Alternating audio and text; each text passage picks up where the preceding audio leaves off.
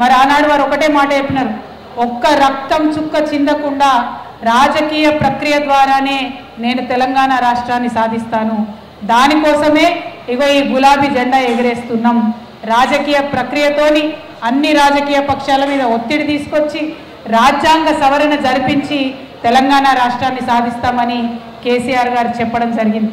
వారు చెప్పినట్టుగా గెలుపు వచ్చినా ఓటమి వచ్చినా ఇబ్బందులు వచ్చినా మన దగ్గర గెలిచినటువంటి 10 మంది ఎమ్మెల్యేలను కాంగ్రెస్ పార్టీ కర్కశంగా పీక్కొని పోయినా, అనేక రకాలైనటువంటి అభాండాలు కేసీఆర్ గారి మీద వేసినా, కొన్ని లక్షల తిట్లు కేసీఆర్ గారిని తిట్టినా, వారి మొత్తం మీడియా యంత్రాంగాన్ని అంతా కూడా బీఆర్ఎస్ టీఆర్ఎస్ పార్టీ మీద ప్రయోగించి మనల్ని ఇబ్బంది పెట్టాలని చూసినా, అన్నీ కూడా కేవలం తన గుండె ధైర్యంతోని, తన పట్టుదలతోని, తన చాకచక్యంతోని, తన వ్యూహ చతురతతోని కేసీఆర్ గారు మరి బీఆర్ఎస్ పార్టీని, తెలంగాణ ఉద్యమాన్ని, తెలంగాణ ప్రజల యొక్క ఆకాంక్షలను కాపాడుకుంటూ వచ్చిండ్రు.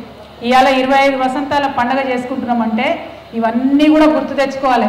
ఉట్టిగానే రాలేదు, టైంపాస్కి రాలేదు, అక్కడిక్కడ జెండాలు ఎగరేసి తమాషాలు చేస్తే రాలేదు.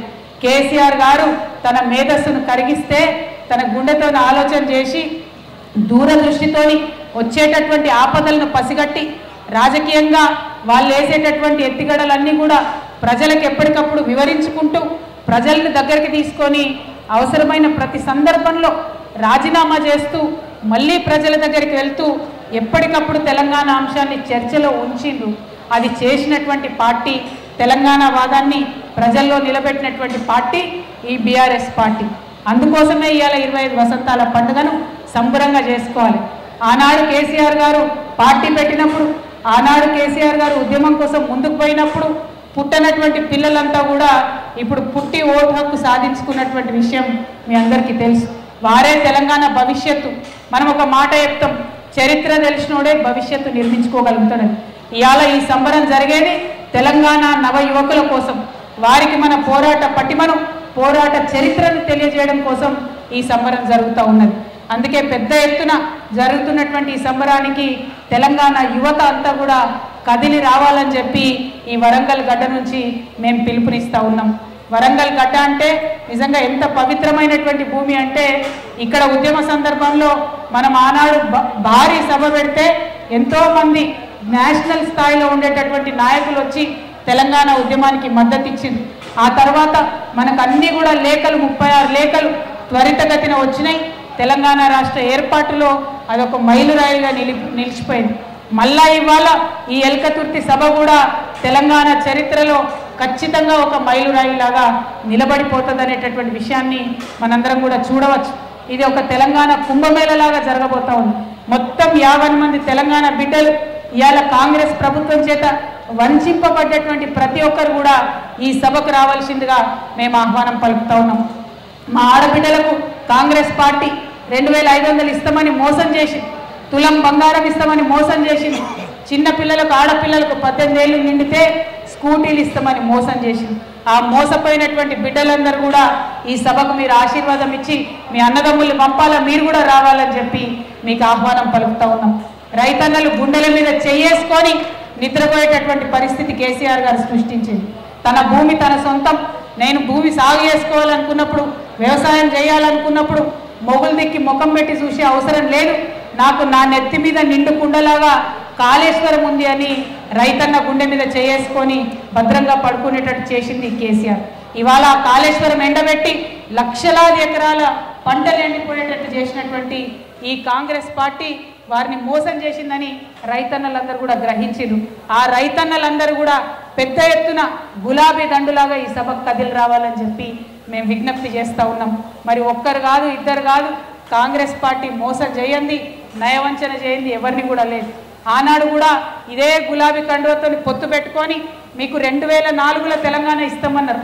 కానీ ఇవ్వకుండా 2014 దాకా 10 సంవత్సరాలు ఆలస్యం చేసి వందలాది మంది మన బిడ్డలు చచ్చిపోతే అప్పుడు తెలంగాణ తప్పక ఇచ్చిండ్రు తప్పితే వాళ్ళేమి ఒప్పుకొని ప్రేమతో ఇయ్యలే.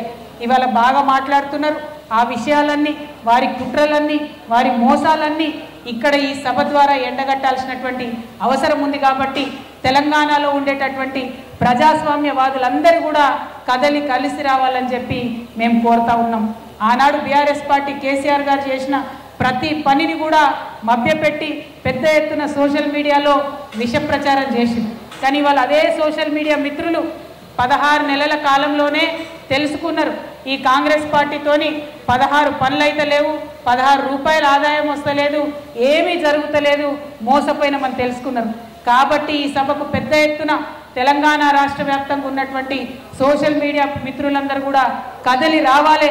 ఇక్కడ జరుగుతున్నటువంటి గులాబీ జాతరను భారతదేశ వ్యాప్తంగా మీరు చూపించాలని చెప్పి నేను మీ అందరినీ కూడా ఆహ్వానం పలుకుతా ఉన్నా. ఈ విధంగా మా ఆడబిడ్డలకు, మా మహిళలకు కేసీఆర్ గారు ప్రత్యేకంగా చెప్పింది. మనం ఎప్పుడన్నా తెలంగాణలో రాణి రుద్రమదేవి వారసులుగా, చాకలి ఐలమ్మ వారసులుగా తెలంగాణ ఆడబిడ్డలను కొనియాడుకున్నాం, వారికి అటువంటి స్పేస్ ఇచ్చినాం. ఇక్కడ మున్సిపాలిటీలలో 50% రిజర్వేషన్లు ఇచ్చుకున్నాం. మార్కెట్ కమిటీలలో అంతకుముందు ఎన్నడూ కూడా ఆడబిడ్డలకు ప్రవేశం లేకుండే ఎస్సీ ఎస్టీ బీసీ మైనారిటీ ఆడబిడ్డలకు ప్రవేశం కల్పించి వాళ్ళని చైర్మన్లను వైస్ చైర్మన్లను మార్కెట్ కమిటీలలో మెంబర్స్ని చేసింది కేసీఆర్ గారి ప్రభుత్వమే. ఎక్కడైతే బీసీ ఆడబిడ్డలకు, ఎస్సీ ఆడబిడ్డలకు, ఎస్టీ ఆడబిడ్డలకు మరి కనీసం జిల్లా కేంద్రాలలో వాళ్ళు డిగ్రీ చదువుకోవాలంటే రూమ్లు ఇస్తలేరంటే ఒకటే ఒక పెన్ స్ట్రోక్ తోని మొత్తం 33 జిల్లాలలో కూడా ఎస్సీ డిగ్రీ కళాశాలలు విత్ హాస్టల్స్ ఆడపిల్లలకు, ఎస్టీ డిగ్రీ కళాశాలలు with hostels, BC study circles ఇవన్నీ పెట్టింది కేసీఆర్ గారు. కేసీఆర్ కిట్ లాంటి పథకాలు పెట్టి, కళ్యాణ లక్ష్మి పథకాలు పెట్టి బాల్య వివాహాలు జరగొద్దు, మా ఆడబిడ్డలు బలంగా ఉండాలి, మంచి సమాజాన్ని వారు నిర్మించాలని చెప్పి కేసీఆర్ కళ్యాణ లక్ష్మి పథకాన్ని తీసుకొచ్చిండ్రు. ఆ తర్వాత కేసీఆర్ కిట్ పథకాన్ని తీసుకొచ్చిండ్రు, న్యూట్రిషన్ కిట్ తీసుకొచ్చిండ్రు, హెల్త్ కిట్ని తీసుకొచ్చిండ్రు. అనేకమైనటువంటి కార్యక్రమాలు ఆడబిడ్డల కోసం చేసి అంతెందుకు మేమిచ్చినటువంటి లక్షలాది డబుల్ బెడ్రూమ్లు ఇవాళ ప్రతి ఒక్క చోట మా ఆడబిడ్డల పేర్ల మీదనే ఉన్నాయని చెప్పి నేను సగర్వంగా మీ అందరికి కూడా తెలియజేస్తూ ఉన్నాను. ఇట్లా ఒకటి కాదు, రెండు కాదు, మా ప్రభుత్వం పనిచేసిందే ఆడబిడ్డల కోసం. మా ప్రభుత్వం నిలబడ్డది 2 సార్లు అధికారంలోకి వచ్చిందే ఆడబిడ్డలతోని.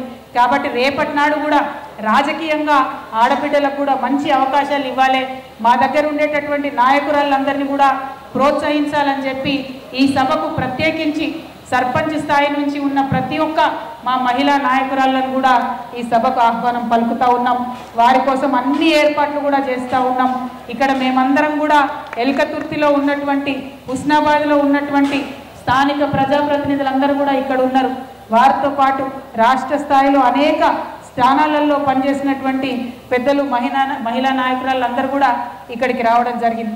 మేమందరం కూడా ఇప్పుడు కూర్చొని మహిళా గ్యాలరీలు ఎట్లా ఏర్పాటు చేయాలి, ఈ హుస్నాబాద్ నుంచి ఒక 100-150 మంది లోకల్గా ఇక్కడ ఉండే నాయకురాళ్లను వాలంటీర్స్గా చేసి మరి వచ్చినటువంటి వారికి ఎట్లా సభలో వాళ్ళని అరుచుకోవాలి, ఎట్లా వాళ్ళు మంచిగా వచ్చిన వాళ్ళు క్షేమంగా వచ్చి సభ శాంతం విని మళ్ళీ ఇంటికి క్షేమంగా పోయేటట్టు ఎట్లా ఏర్పాట్లు చేసుకోవాలి, అవన్నీ కూడా ఇప్పుడు మాట్లాడుకోబోతూ ఉన్నాం.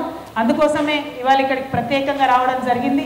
హుస్నాబాద్లో జరుగుతున్నటువంటి ఈ సభను ప్రత్యేక చొరవతోని మరి కష్టపడి అహోరాత్రాలు పనిచేస్తున్నటువంటి స్థానిక ఎమ్మెల్యే గారు గౌరవనీయులు సతీష్ బాబు గారికి, అదేవిధంగా వరంగల్ జిల్లా అధ్యక్షుడిగా గౌరవనీయులు మా కుటుంబ సభ్యులు వినయ్ భాస్కర్ అన్నగారు కోఆర్డినేషన్ చేస్తూ ఉన్నారు.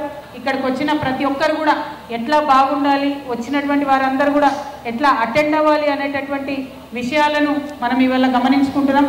అన్నిటికన్నా ఎక్కువ మళ్ళొకసారి నేను మీడియా మిత్రుల ద్వారా తెలంగాణ ప్రజలకు తెలియజేసేది ఒకటే, తెలంగాణ ప్రజలకు శ్రీరామ రక్షగా నిలబడేది ఎప్పటికైనా కూడా ఇదే గులాబీ జెండా, ఇదే బీఆర్ఎస్ పార్టీ. కేసీఆర్ గారికి తెలంగాణ ప్రజలంటే కన్న బిడ్డలు అన్న భావన ఉంటుంది తప్పితే ప్రజలు ఓటర్లు అన్న భావన ఉండదు. మా కుటుంబం బాగుండాలి, మా తెలంగాణ బాగుండాలని బీఆర్ఎస్ పార్టీ నాయకులు అనుకుంటారు. కాంగ్రెస్ బీజేపీ నాయకులు మాకు ఓట్లు బాగా రావాలని అనుకుంటారు. ప్రజల మధ్యలో ఎట్లా డివిజన్ తీసుకురావాలి, ఎట్లా ఓట్లు సంపాదించాలని వాళ్ళు అనుకుంటారు. ఇవాళ అవాకులు చెవాకులు చాలామంది పేరుతూ ఉన్నారు, పన్లికిలించుకొని మాట్లాడుతున్నారు. మీరు టీఆర్ఎస్ఆ, మీరు బీఆర్ఎస్ఆ, దేనికి రజతోత్సవం చేసుకుంటున్నారు అని వెకిలి మాటలు మాట్లాడుతున్నారు. కాంగ్రెస్ పార్టీ నాయకులారా ఖబర్దార్, నేను చెప్తా ఉన్నా, తెలంగాణ ప్రజలకు మీ నైజమేందో తెలిసిపోయింది. 16 నెలలనే మీ మోసం ఏందో తెలిసిపోయింది. మీరు ఏమీ కూడా పని చేయలేరు, ప్రజలకు మనకు వచ్చేటటువంటి ఒక చిన్న కార్యక్రమం కూడా చేపట్టలేనటువంటి చేతగాని ప్రభుత్వం మీది అని చెప్పి 16 నెలల తెలిసిపోయింది. మాది టీఆర్ఎస్ పార్టీగా ప్రజల మన్నన పొంది ప్రజల ముందుకు వచ్చినాం. మేము జాతీయ స్థాయిలో మమ్మల్ని మా కేసీఆర్ గారిని ఆదర్శంగా తీసుకొని ప్రధానమంత్రి గారు కార్యక్రమాలు రూపొందించే స్థాయికి మా పార్టీ ఎదిగింది తెలంగాణ ప్రజల ఆశీర్వాదం వల్ల. అందుకే భారతదేశానికి కూడా సేవలు అందించాలని మేము బీఆర్ఎస్గా రూపాంతరం చెందినాం. పరిణితి చెందడం అన్నటువంటిది ప్రకృతి ధర్మం. టీఆర్ఎస్ బీఆర్ఎస్గా మారింది అని అంటే అది న్యాచురల్ ఎవల్యూషన్, ప్రజలు కోరుకున్నటువంటి రెవల్యూషన్. మీరు మాత్రం అవాకులు చెవాకులు మాట్లాడి పిచ్చి పిచ్చి మాటలు మాట్లాడితే మా సభలో పల్లీలు బఠానీలు అమ్ముకునేటోళ్ళంత మంది ఉండరు. మీరు కూడా మా మీద మాట్లాడితే చూస్తూ గులాబీ సైనికులు ఎవరు కూడా ఊరుకోరనే విషయాన్ని మీకు తెలియజేస్తూ ఒళ్ళు దగ్గర పెట్టుకొని మాట్లాడండి. చేతనైతే మీకు ప్రజలు అధికారం ఇచ్చిండ్రు, ఇది ప్రజాస్వామ్యం. పని చేయండి. మేము ఇచ్చినటువంటి మిషన్ భగీరథ నీళ్లు మీకు దమ్ముంటే మంచిగా ఇవ్వండి.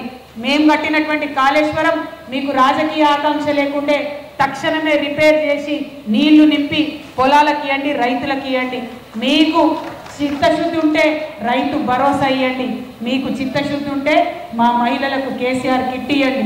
పనికొచ్చే మాటలు చెప్పండి, పనికొచ్చే పనులు చేయండి. తప్పితే మా సంబరం, తెలంగాణ ప్రజల సంబరం, 25 వసంతాల సంబరం వరంగల్లో జరుగుతుంటే ఓర్వలేక మీరు మాట్లాడేటటువంటి మాటలు ప్రజలు క్షమించరు, ప్రజలు మెచ్చరు. ఆ విషయాన్ని కాంగ్రెస్ పార్టీ నాయకులకు హెచ్చరిక చేస్తూ మరి రాబోయే రోజుల్లో బీఆర్ఎస్ పార్టీలో ఉన్నటువంటి మహిళా నాయకత్వాన్ని కూడా పెద్ద ఎత్తున పటిష్టపరచుకోవడానికి కేసీఆర్ గారు మాకు ఒక రోడ్ మ్యాప్ ఇచ్చినారు. ఆ దిశగా ఆ విధంగా మేమందరం కూడా పనిచేస్తామని మీ అందరికీ తెలియజేస్తూ మీ దగ్గర సెలవు తీసుకుంటున్నాను.